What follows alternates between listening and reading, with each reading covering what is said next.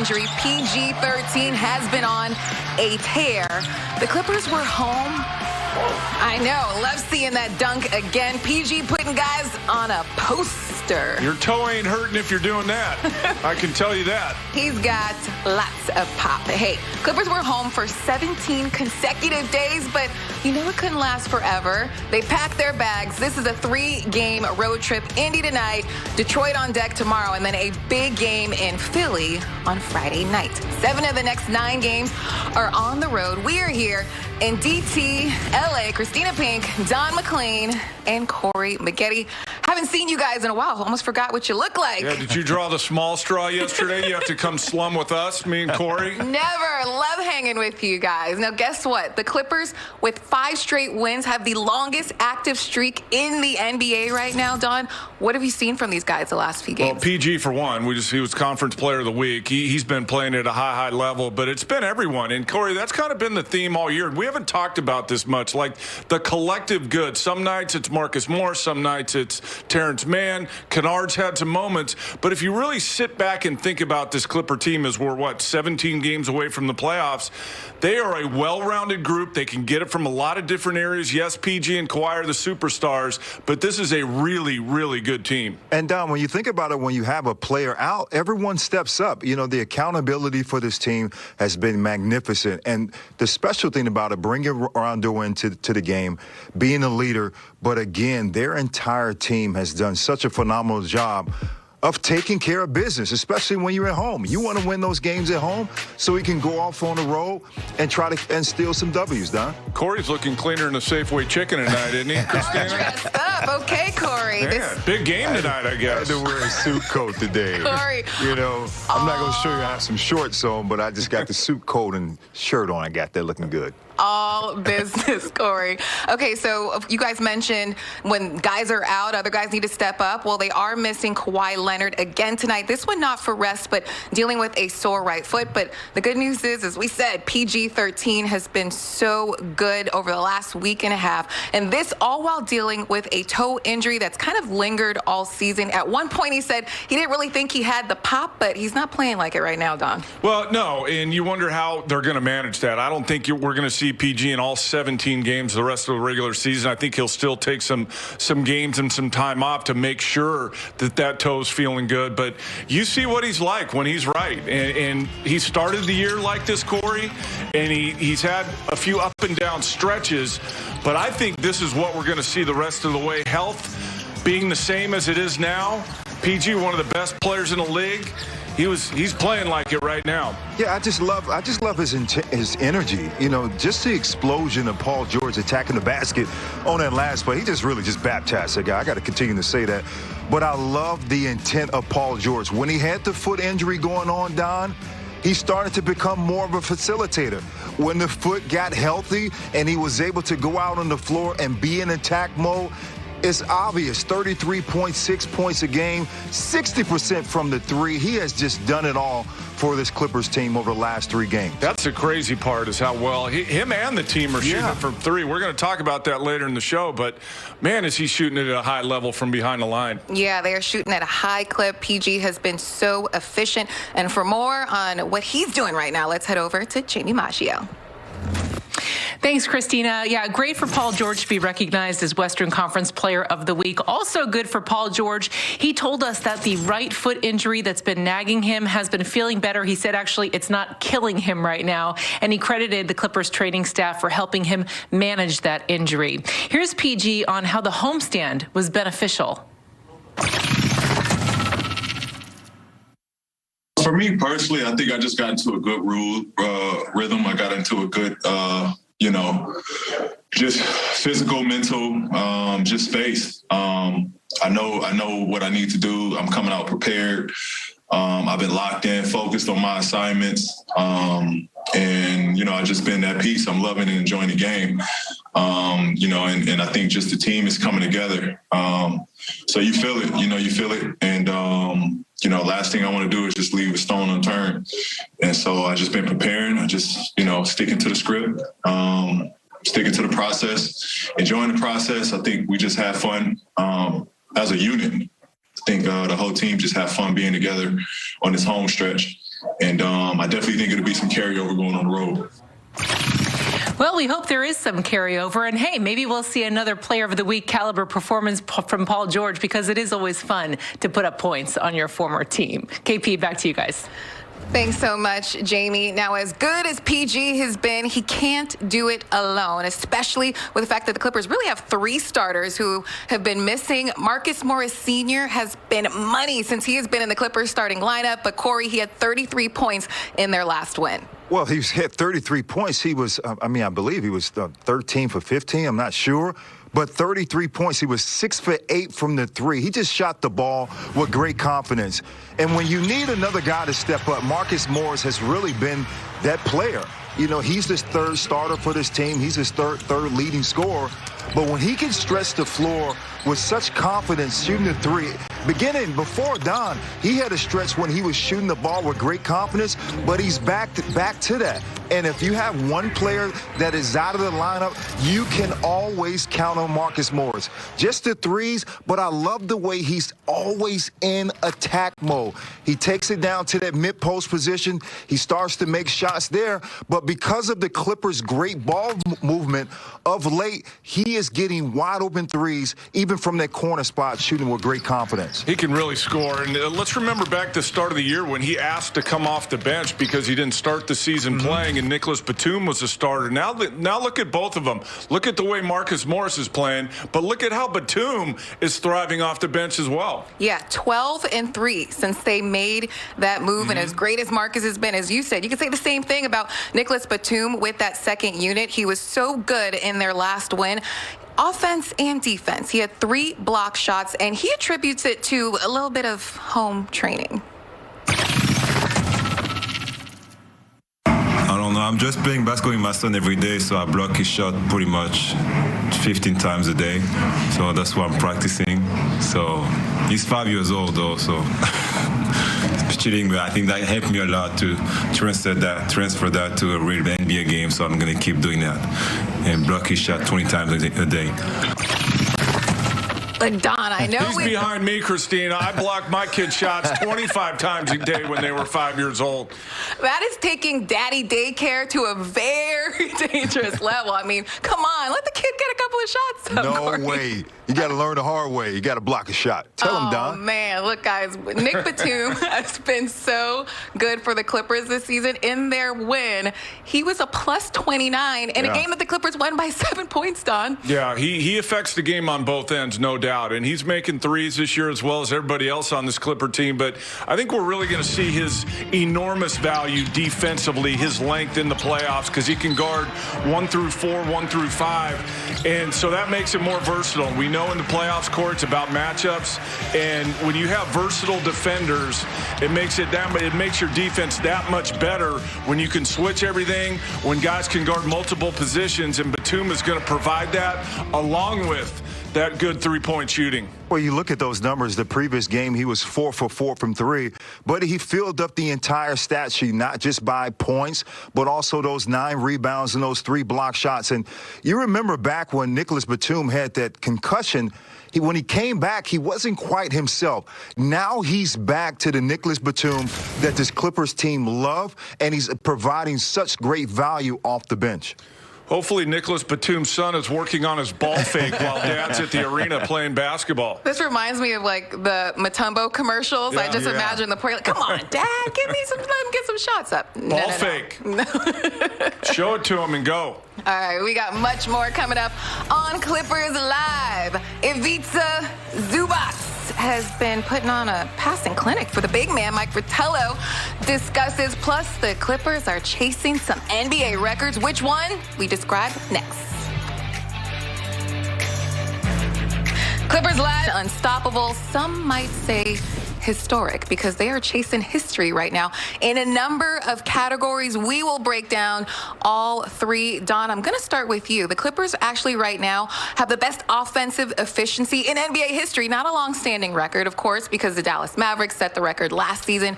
But do you think they can get that one? Well, we're going to talk about that in 2 other categories. But here's what I was thinking about, because we talked about it when the bubble happened in July and August of last season.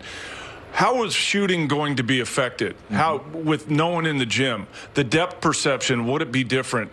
And I think we have a big enough sample size now with the bubble and now teams playing in their own arenas with very limited fans, if any, that it turns out, I think the depth perception issue isn't as much of a thing as a distraction thing, Corey. Like, these percentages across the board are way up, I think, because you're able to concentrate more, less distractions going on in the gym. Because it can't be a coincidence that the Clippers are shooting this high percentages and their offense is this good in a season where there is no fans in their own building.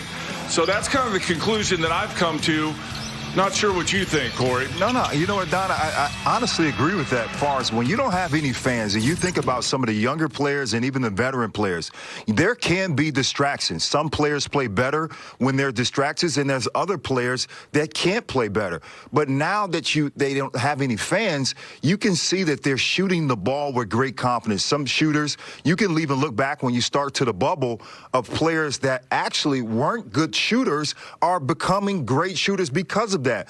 And the thing will happen, Don. Wait till we see when the fans come back. Will there be a change in the way they're shooting? I think there will be. And for also, sure. and I'm going to just say, even for the Clippers, I just think their basketball IQ has really taken off over this time because there's no fans, right? You have to really rely on your teammates, and you have to rely on your coaching. And you can see even the way they shoot the ball last game, they were shooting 50% from the field and over 50% from three, is because they understand that you need great ball movement. When you get guys that play downhill, now all of a sudden you're starting to get wide open shots. And that's the reason why I would say for the Clippers that they've shot such a high percentage. Yeah, and that's an interesting point because we'll see here in the last stretch of games when fans are back in the building. It won't be a full house, but there will be some fans at Staples Center starting on Sunday. Now, the next offensive stat where the Clippers could make history is with three-point percentage. We've talked about it all year. They lead the NBA in that category. It is a long-standing record with the Charlotte Hornets way back in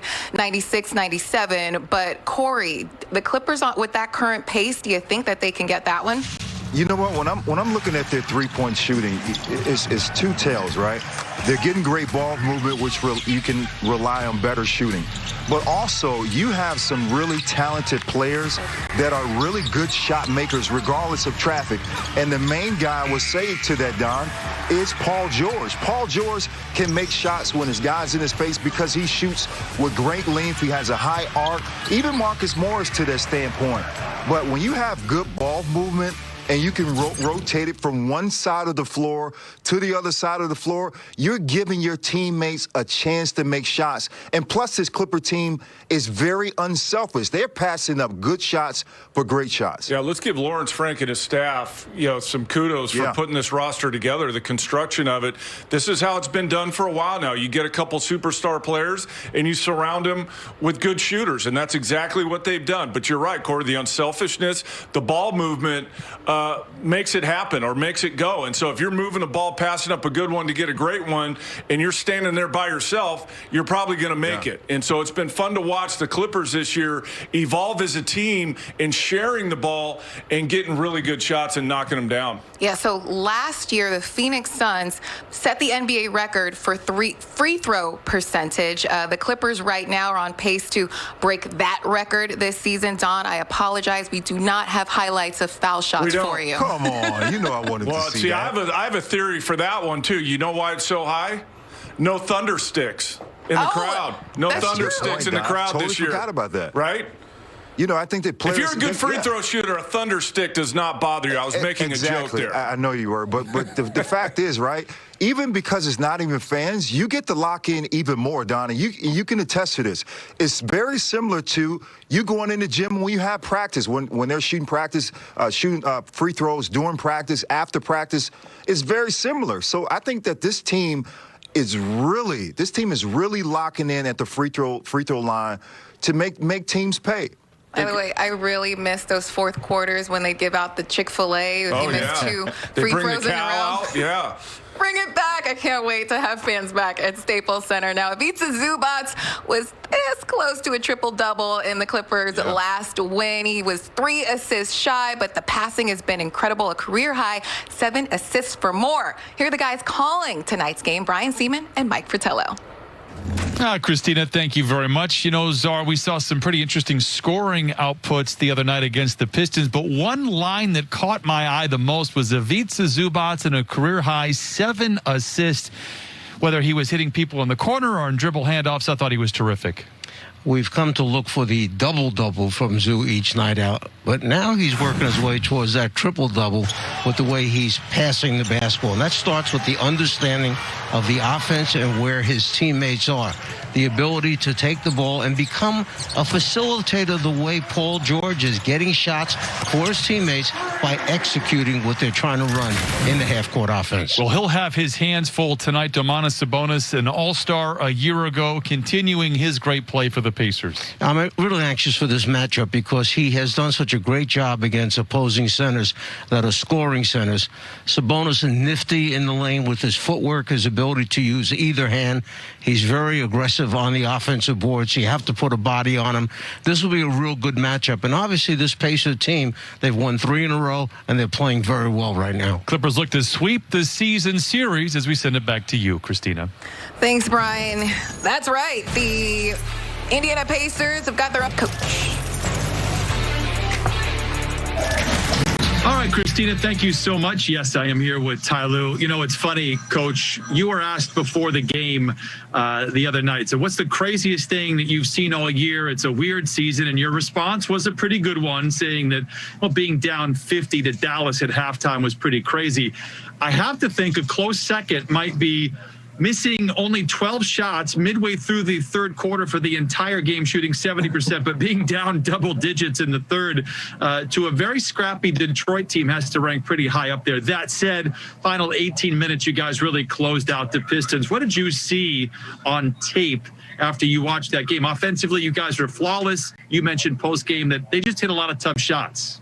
Yeah, I thought offensively we played well. Like I said, having 35 assists, moving the basketball and attacking the paint.